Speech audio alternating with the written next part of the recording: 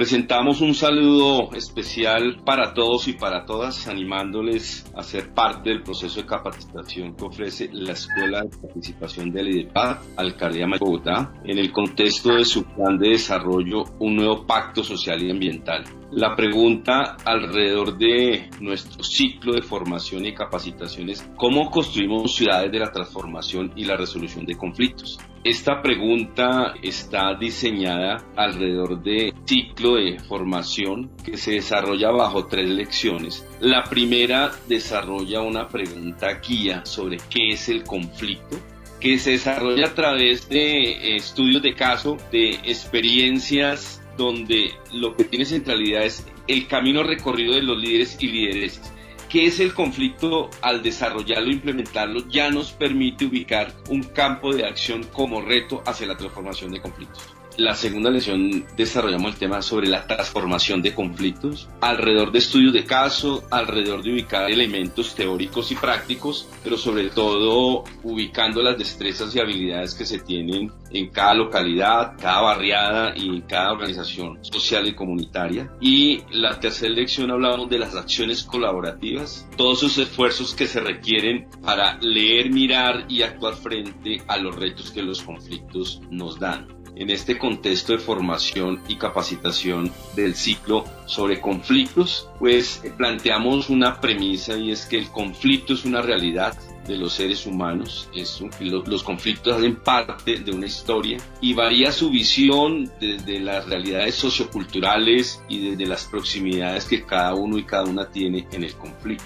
En este sentido, nos complace dar la bienvenida al doctor Andrés García Parrado. Es un colega egresado de la Facultad de Derecho de la Universidad Nacional de Colombia, magíster en investigación social interdisciplinaria y doctorado en estudios sociales de la Universidad Estatal. Ha asumido diferentes roles en su ejercicio profesional, tanto de docente de varias universidades, ha hecho trabajo en investigación sobre procesos de construcción de paz, de justicia, de desarrollo social. Ha trabajado alrededor de pedagogías desde la participación, derechos humanos, y su rol como analista, como asesor de proyectos sociales, tanto en escenarios públicos como privados, pues nos anima a tenerlo en este espacio, considerando su trabajo y su trayectoria tanto en la vida académica como en las realidades sociales, tanto de barrios en diferentes regiones del país. Profesor, muchas gracias por participar de la Escuela de Participación del IDEPAD en este contexto de la resolución y transformación de conflictos. Entonces, bienvenido, su saludo, doctor. Profesor Ricardo, muchísimas gracias por la invitación. A todas las personas que hacen parte del IDEPAD, un saludo fraternal, y a todos aquellos que están accediendo a este mecanismo de participación, ¿no es cierto? Bienvenidos y bienvenidas al espacio. Bueno, pues entrando ya en materia, nosotros hacemos, cuando uno es facilitador docente, pues es muy interesante hacerle pregunta a quienes están participando de este proceso. Hoy lo invitamos para hacerle preguntas, atendiendo a su experiencia y a sus acumulados. El primer módulo que nosotros desarrollamos tiene una pregunta abierta: ¿qué es el conflicto? Y la misma se la queremos ubicar a usted dentro de ese universo de opciones que hay, tanto en la vida práctica como en el mundo académico. ¿Qué podríamos desarrollar y proponer una visión de conflicto? Bueno, Ricardo, muchísimas gracias. La pregunta es bastante amplia, como tienes toda la razón. Y quiero hacer un comentario para tratar de buscar elementos y dar respuesta a esta pregunta. Cuando estamos en escenarios de capacitación con líderes, incluso con estudiantes universitarios y en procesos de capacitación, por ejemplo, de diplomados de conciliación en derecho, cuando hablamos qué es el conflicto, siempre arranco con una dinámica que me enseñaron en la Cámara de Comercio, y es buscar los sinónimos, la mayor cantidad de sinónimos que se nos ocurran sobre esa palabra, sobre conflicto. Entonces van a aparecer diferencias, guerra, violencia, altercados, peleas, etcétera, etcétera. ¿Y por qué es importante revisar, digamos, ese acumulado de sinónimos? Porque nos va a permitir a nosotros ubicar diferencias entre lo que puede ser un conflicto entendido desde lo axiológico, que no vendría siendo un conflicto sino más un dilema, ¿no es cierto? Un dilema que yo tengo en torno a los valores míos, a las decisiones que yo voy a tomar, una disyuntiva en el camino que yo tengo, pero también me va a aparecer una posibilidad y es desde el objetivo. Entonces, ese conflicto entendido desde el objetivo va más relacionado con una carencia que podemos tener de manera individual o de manera colectiva, ¿sí? Una necesidad básica insatisfecha, dificultades para poder proyectar o poder materializar nuestro proyecto de vida, nuestro plan de vida, y ahí estaríamos no hablando de un conflicto de materia estricta, sino de un problema. Y ya desde lo subjetivo, cuando entramos en el plano de las diferencias de posiciones o de intereses con otra persona o con otro grupo, un colectivo humano, pues muy seguramente ahí, en ese escenario de lo subjetivo, es que nosotros vamos a hablar de lo que es el conflicto. Entonces, para retomar, un conflicto se basa esencialmente en las diferencias, en cuestiones de incompatibilidad. ¿Incompatibilidad frente a qué? A intereses, a necesidades, a deseos, a apuestas de vida, a diferencias entre la opinión que tenemos con relación al camino que debemos seguir o los criterios que queremos tomar para abordar una decisión frente a la repartición de recursos. Esto nos lo invita a revisar el maestro Lederach frente a las definiciones de conflicto, ¿no? Pero en definitiva, los conflictos sí debemos entenderlos como procesos sociales e históricos, pero también culturales, que reflejan la forma en que se relacionan las personas o los grupos sociales. En esta misma conducción que usted nos plantea, podría recoger dos elementos, si usted me lo permite, y es que cuando hablamos de conflicto necesariamente tenemos que ubicar por lo menos dos categorías: intereses y necesidades. Es decir, que si eso es así, podría plantearse que conflicto es una situación donde intereses y necesidades se ven confrontadas. Sí, en esencia es eso, precisamente. Es una situación en donde hay un cortocircuito en el proceso de relacionamiento social cotidiano que tenemos. Y el cortocircuito precisamente se da ¿por qué? Porque mi interés no va en línea con el interés de la otra persona, o el interés colectivo que tiene mi grupo o mi organización no va en línea con el interés individual o colectivo de otras personas. Y puede ser que ese cortocircuito se dé precisamente porque hay una necesidad. Y si yo tengo una necesidad, muy seguramente mi forma de ver el mundo, mi forma de entender el mundo y de relacionarme con él, pues me va a llevar ¿a qué? A que necesariamente yo deba reorganizar el camino, y esa reorganización va a generar una disputa, una diferencia desde los intereses de otras personas que puedan tener sus necesidades resueltas, ¿sí? Entonces, siempre que hablamos de conflicto vamos a involucrar básicamente las necesidades, los intereses, los valores, la cosmovisión y las posiciones de los individuos o de las organizaciones que se encuentran en el marco de ese conflicto. En ese mismo sentido, nosotros tenemos de telón de fondo cuando trabajamos el tema de conflictos, es animar a asumir que el conflicto es connatural al ser humano y que el conflicto es connatural a todas las formas como nos relacionemos. ¿Qué opina usted, profe, alrededor de esa valoración? Claro, el conflicto es inevitable, ¿sí? Si nosotros estamos hablando de relaciones sociales como dinámicas que son, vamos a darnos cuenta que siempre que hay una diferencia de intereses, de posiciones, o nos encontramos con un grupo poblacional o con una persona que tiene una cosmovisión diferente, pues generalmente vamos a estar en el marco de un conflicto. Entonces el conflicto sí, como lo dice el profesor Ricardo, es un hecho connatural al ser humano, ¿sí? Y obviamente se da por las diferencias de personalidad, de valores, incluso de necesidades. Entonces, lo interesante de esto es que el conflicto en sí mismo es una creación humana.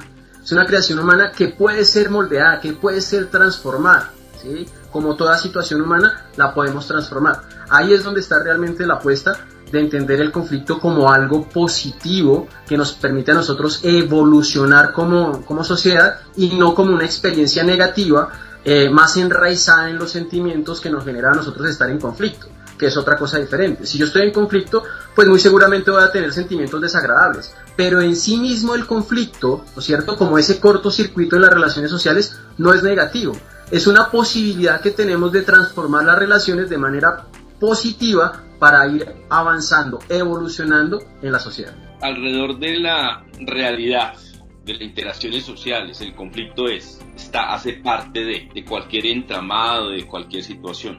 Tal vez lo que llamaría la atención no es el conflicto, sino la forma como queramos gestionar, afirmar, regular el conflicto. Podemos hablar entonces en esa misma perspectiva si el conflicto dentro de una estructura como categoría social. Claro, yo creería que sí. Yo personalmente creería que sí es una categoría social. ¿Por qué? Porque es uno de los elementos que siempre va a estar presente en la sociedad. Y como siempre va a estar presente en la sociedad, yo como analista, como docente, como investigador o simplemente como líder comunitario tengo que tener presente que el conflicto está ahí. Entonces es una categoría que hace parte de la sociedad, ¿sí? No hay una sociedad que no tenga conflicto. Y cuando lo miramos en micro, todas las relaciones sociales, desde lo micro, la relación de pareja, de amistad, la relación laboral, la relación de vecindad, siempre va a estar enmarcada porque hay conflicto. Y el conflicto, volvemos a repetir, es motor de avance para la sociedad. Entonces debe ser entendido como una categoría social. No debemos pensar que el conflicto es negativo y entonces tenemos que eliminar el conflicto, ¿sí? Porque es con natural ser humano. Lo que tenemos es que mirar, como lo decía el profesor Ricardo muy asertivamente, es cómo le damos manejo al conflicto para que se vuelva algo positivo y nos ayude a mejorar las relaciones sociales. Gracias, profesor García. Nosotros venimos acercándonos a los conflictos de múltiples formas. No hay una única forma de abordar el conflicto. Usamos mucho la didáctica del dado para entender que el dado tiene 6 marcaciones numéricas. El 1, el 6, el 4, y cuando estamos hablando de análisis y transformación o resolución o gestión de conflictos, decimos cada vez que usted tenga una definición de conflicto, este es su lente de análisis, cada vez que usted hable de la estructura del conflicto, pero alrededor de eso es cómo miramos el conflicto desde diferentes variables. ¿Cómo hablar de la transformación de conflictos? ¿Qué sería en la experiencia suya cuando usted ha estado en diferentes roles como conciliador de derecho, como mediador comunitario y como facilitador de procesos? Se enfrenta a muchas formas de acercarse al conflicto. En ese sentido, ¿cómo definirnos qué sería la transformación o cuáles son los elementos que hemos de tener en cuenta frente a la transformación de conflictos?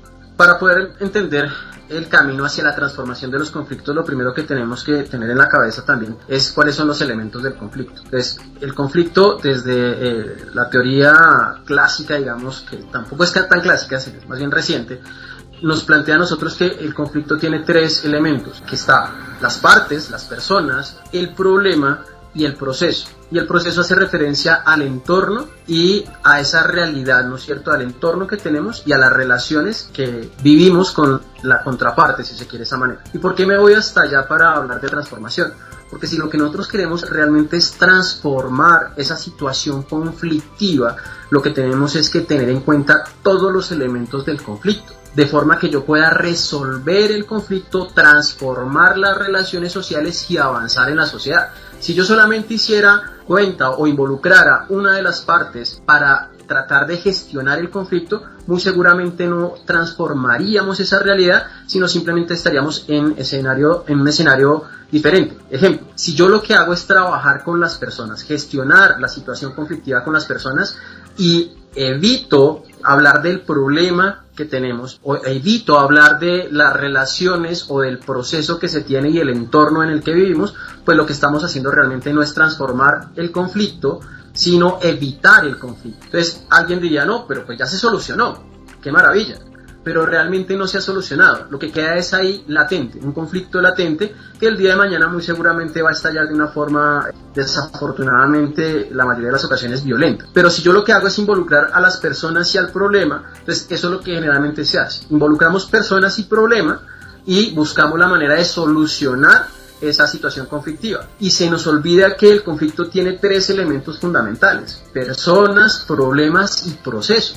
Si yo saco el proceso, encuentro una solución.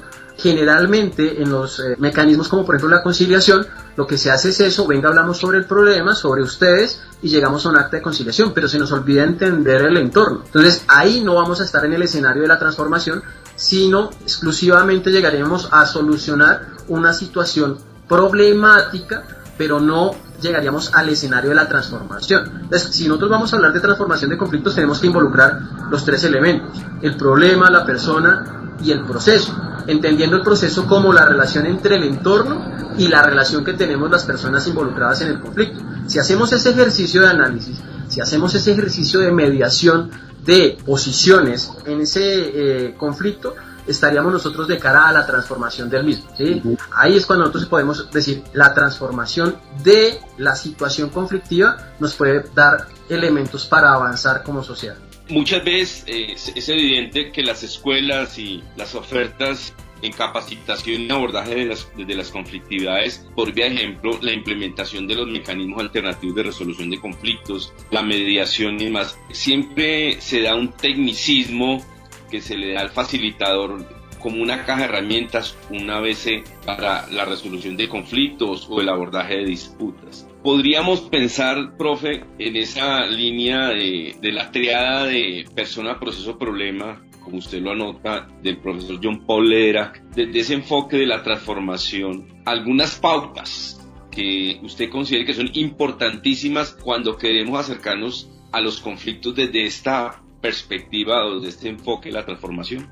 Sí, yo creo que más allá que tengamos un procedimiento, un manual que diga el 1, 2, 3, el ABC, esta es la ruta, sí hay una serie de elementos que debemos desarrollar, de capacidades que debemos desarrollar cuando nos involucramos en materia de resolución de conflictos, de transformación de conflictos, bien sea como parte o bien sea como mediador, como tercero. Yo creo que la fundamental es de diálogo entre las partes que están en conflicto, ¿sí? Porque si lo que queremos es transformar un conflicto o simplemente solucionarlo, involucrando a las personas y el problema de manera exclusiva, sí es necesario que las partes que están involucradas dialoguen, ¿sí? Entonces el diálogo es fundamental. Y para llegar a un escenario de diálogo, lo primero que yo tengo que hacer es lograr abrir los canales de comunicación, ¿sí? ¿Y por qué digo abrir los canales de comunicación? Porque muy seguramente los canales de comunicación ya se han roto en la medida en que no fueron capaces las partes de manera autónoma de llegar a un acuerdo directo. Entonces, si ya está roto el canal de comunicación, si la comunicación no es asertiva, si no nos estamos escuchando, si solamente nos estamos oyendo, y eso, lo primero que nosotros tenemos que desarrollar como capacidad es la posibilidad de dialogar.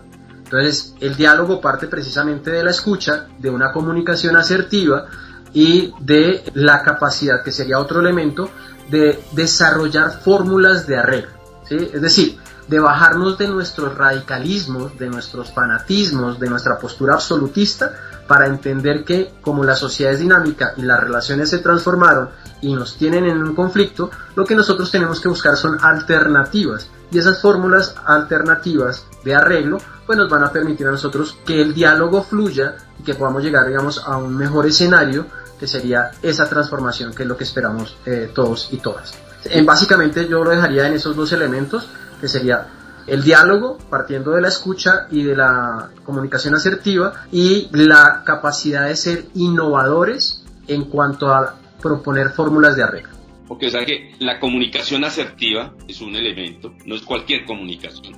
El segundo es ese diálogo inclusivo, ese diálogo desde la equidad, ese diálogo como un ejercicio de democratización, y que frente al conflicto seamos unos reguladores de asimetrías de poder para que quienes están en las conflictividades puedan estar sintiéndose en pares hacia desarrollo de habilidades. Cuando nosotros también estamos hablando en torno al aumento de nuestras capacidades y destrezas para el abordaje de los conflictos desde la transformación, regálenos por lo menos 3 elementos, profe. Usted diga, mire, la experiencia me ha dado a mí que en la comunicación y en el leer el contexto es muy importante 3 elementos de los que usted dice, mire, estos son los contundentes. Creo yo que si nosotros buscamos elementos de los que se consideran como contundentes, están precisamente en el escenario de entender quién es el otro, ¿sí? No es lo que tradicionalmente dicen, no, póngase en los zapatos del otro, tolere al otro, no. Yo creo que el elemento clave es entender quién es el otro, y ahí partimos de lo que dice el profesor Ricardo, de hacer una lectura de las realidades que estamos viviendo. ¿Y por qué necesito entender quién es el otro? Para saber qué es lo que piensa, ¿sí? Cuál es su cosmovisión, cuáles son sus valores, cuáles son sus intereses, cuáles son las posturas que tiene y las posturas que puede mover. Entonces, el primero es como hacer ese análisis de la realidad en torno al otro, ¿sí? Que no está partiendo de la tolerancia, sino que está partiendo de el reconocer las diferencias del otro. Entonces, podríamos sintetizarlo en reconocer las diferencias que yo puedo tener con el otro. El otro elemento, desde la experiencia, es reconocer también cuál es mi capacidad de movilidad. ¿Qué quiere decir? Hombre, ¿hasta qué punto yo puedo ceder buscando la manera de resolver el conflicto, de transformar la situación conflictiva, etcétera, etcétera. Entonces yo también tengo que hacer un análisis interno propio, y si el conflicto es colectivo, pues tengo que hacer un análisis de mi colectivo para poder entender hasta dónde nosotros vamos a ceder, ¿sí? Recuerden que transformar el conflicto parte de una negociación, y la negociación es fundamental. Para negociar, más bien es fundamental tener como punto de partida hasta dónde llega el otro, pero también hasta dónde llego yo, ¿sí? Y el tercer elemento precisamente es el proceso de negociación. Y en el proceso de negociación es fundamental que nosotros planteemos desde el comienzo de la negociación, bien sea en una audiencia de conciliación, bien sea en un escenario, en una mesa de trabajo de mediación comunitaria, o bien sea en un diálogo interpersonal, etcétera, etcétera. Pero en ese proceso de negociación, lo primero que nosotros tenemos que establecer son los criterios mínimos para negociar. Algunas personas lo llaman las reglas de juego, es decir, vamos a sentarnos a dialogar, vamos a sentarnos a buscarle alternativas a esta situación conflictiva, a transformar nuestras realidades, y para eso vamos a utilizar estas reglas de juego, ¿sí? ¿Cuáles son las reglas de juego? Hombre, las que nosotros consideremos como más apropiadas en ese contexto particular. Tampoco es matemático. Pueda que las reglas de juego sean, hoy en día, tener las cámaras abiertas en un diálogo virtual. Pueda que sea buscar un escenario neutral en donde podamos hablar. No vamos a hablar ni en tu casa ni en mi casa, sino es preferible que hablemos en la panadería de la esquina, porque es un sitio neutral. Pero lo que es importante en últimas es revisar cuáles son esos criterios mínimos de los cuales vamos a partir para negociar. Entonces ahí estarían los tres elementos: el análisis del otro, el análisis mío propio, y dentro del proceso de negociación obviamente esos criterios mínimos para poder negociar. Es decir, que tenemos que tener una gran generosidad para acercarnos a la situación, sin anteponer nuestros juicios de valores y recibir la realidad, porque así mismo podemos ubicar personas, procesos, problemas, y que la interacción del diálogo proactivo e incluyente nos da una posibilidad de armonización hacia la transformación. Usted toca un elemento en plural, ¿no? El entorno, el contexto, las realidades. El trabajo que hemos hecho en la escuela tiene un componente, por supuesto, natural al IDEPAD, que es el de la participación. Y cuando hablamos de participación y cuando hablamos de conflictos, sentimos que allí hay una práctica de ejercicio de la democracia. Hablamos de una modalidad que se llama acciones colaborativas en la transformación del conflicto, ¿sí? En el entendido de los entornos, del contexto, de que en un conflicto nunca hay una sola parte, hay muchas partes, y todas se interrelacionan porque el conflicto tiene una historia. Cuando trazamos un camino para decir vamos a caminar hacia descubrir ese conflicto y transformarlos, iniciamos un proceso de análisis de entornos y de contextos, como usted lo ha destacado en su charla. ¿Qué visión tiene, profe, en torno a las acciones colaborativas?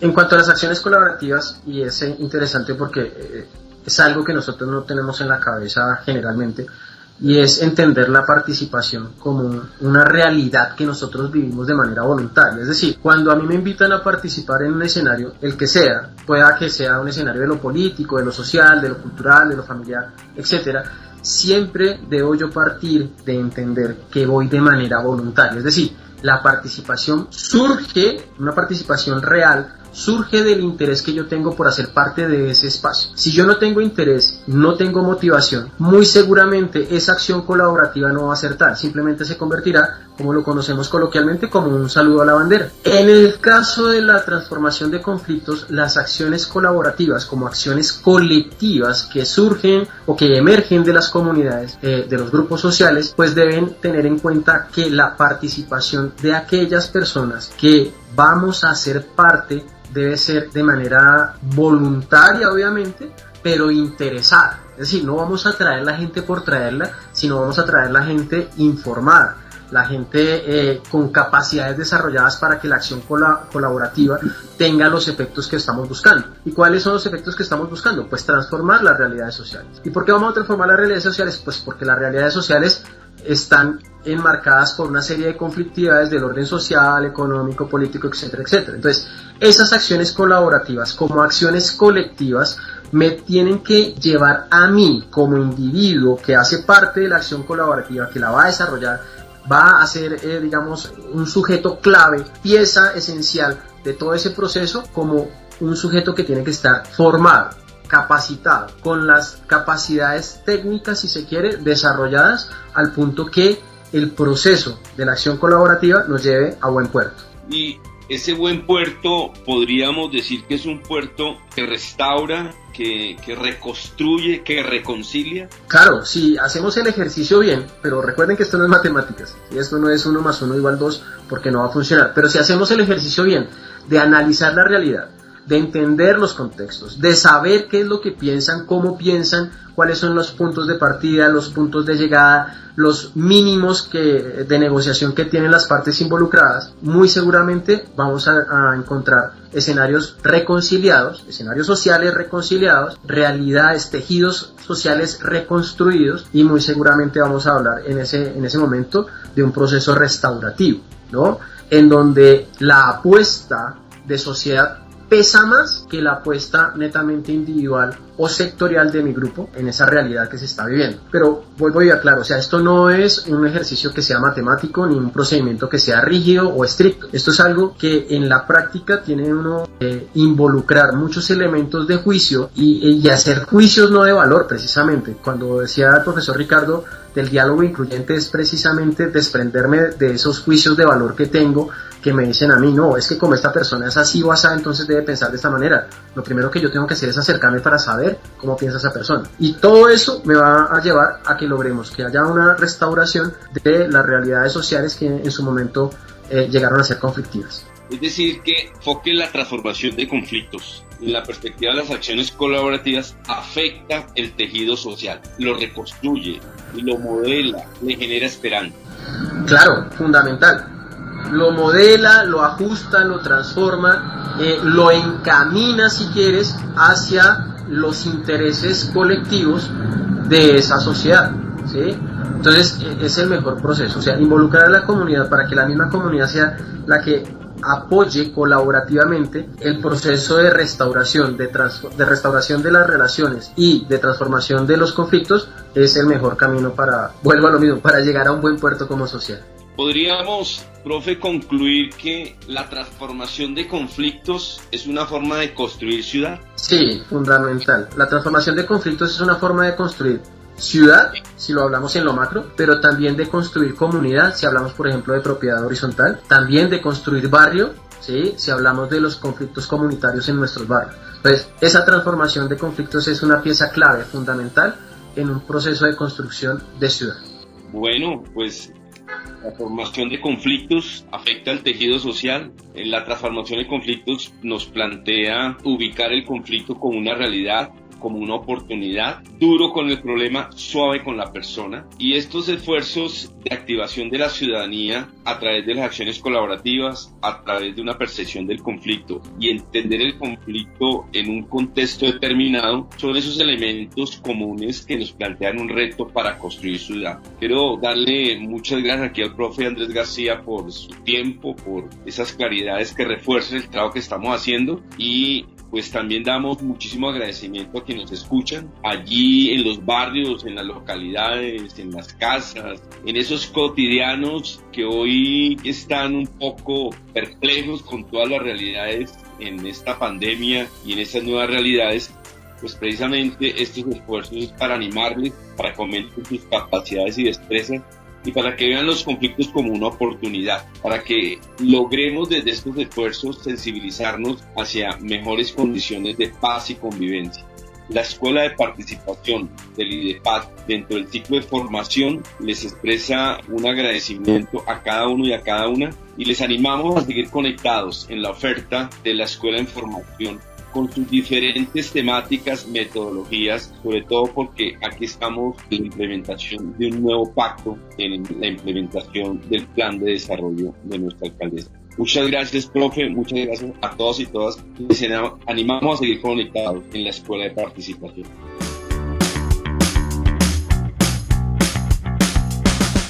Este podcast fue realizado por la Escuela de Participación del Instituto Distrital para la Participación y Acción Comunal IDEPAC de la Alcaldía de Bogotá. Encuentra más contenidos en nuestra página web escuela.participacionbogotá.gov.co y contáctanos a nuestro correo escuela@participacionbogotá.gov.co o a través de nuestro WhatsApp 315-670-2735. Todos los derechos reservados.